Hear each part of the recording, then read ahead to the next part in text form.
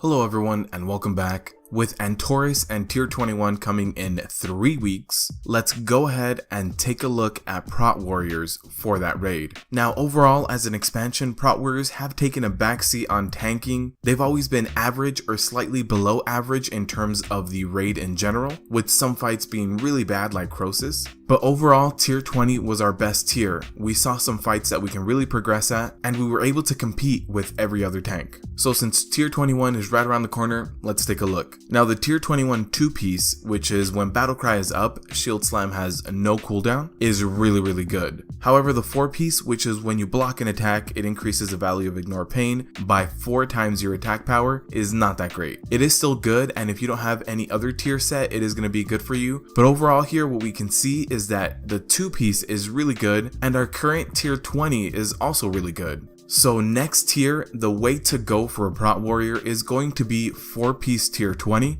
and 2-piece Tier 21. Now as far as which pieces you should equip, helm, chest, and legs are going to have the highest stat values. However, depending on what kind of Warforges and Titan Forges you've gotten, you should go based on those item levels as well. Now what does this mean in terms of legendaries? So for Tier 20, our wrist, hand, both rings, and belt legendaries were all really good. But since we're going to have a Tier 4-piece and a Tier 2-piece, that is going to eliminate the gloves. Also, our playstyle is going to be changed a little bit. We are going to stop Vengeance Weaving and just go with Booming Voice. And the purpose of the build that we're going for here is to generate and consume a ton of rage. So the legendaries that you should be going with going into Tier 21 is going to be the Walls Fell, which is one of your rings, and the belt. If you're lacking a little bit of survivability and you feel like you need the wrist instead of the belt, you can go ahead and make that substitution as well. Now let's go over what you're going to be doing for this rotation and what kind of synergy you're going to be using. So the synergy that you're really going to be having is Shield Slam is going to be generating a ton of rage for you, and it's going to be generating more rage because of your legendary. And every time you cast a Shield Slam, you also get a reduced cooldown on Berserker Rage. Berserker Rage of course generates 80 rage. You're also going to be using Demoralizing Shout, which is going to generate 60 rage for you. And while Demoralizing Shout is active, Shield Slam and Thunderclap generate more rage as well. Now every time you consume your rage and use Ignore Pain, you're going to be reducing the cooldown of your Demoralizing Shout and your Battle Cry. So overall your rotation is just going to look like an on-demand rotation. You're going to be using Battle Cry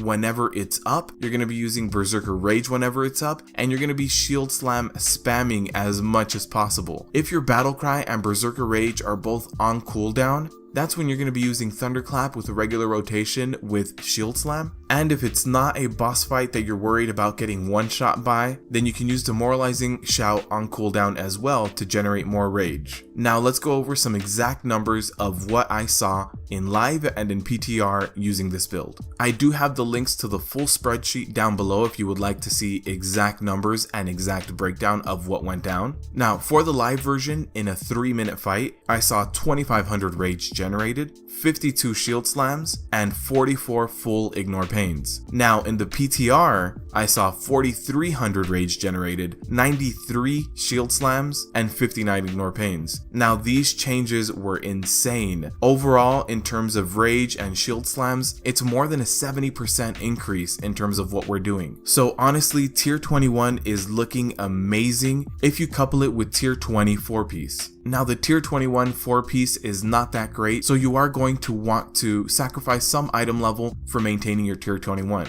It is a very fast-paced playstyle, and it is very high aggro since you're spamming Shield Slam that much. So the only thing we really have to worry about in the future is watching our aggro to not steal aggro from our off tank, and it is a very different playstyle. Now I only did this for a few hours, so I didn't necessarily get the hang of it 100%. I still need to build some muscle memory for this new playstyle, but as I perfect it, these numbers will get better and our efficiency will get better as well. So be assured that as tanks, we will be stronger come next tier. We're going to be generating insane amounts of rage. Overall, in the PTR, I was able to generate 278 million in terms of overhealing done over the course of a 3-minute fight. So honestly, we're looking really good and really strong going into this new tier. Try to get your 2-piece as fast as possible. I will be working on redesigned weak auras coming up very shortly, so stay tuned for that. Thank you guys for watching, and as always, good luck tanking out there.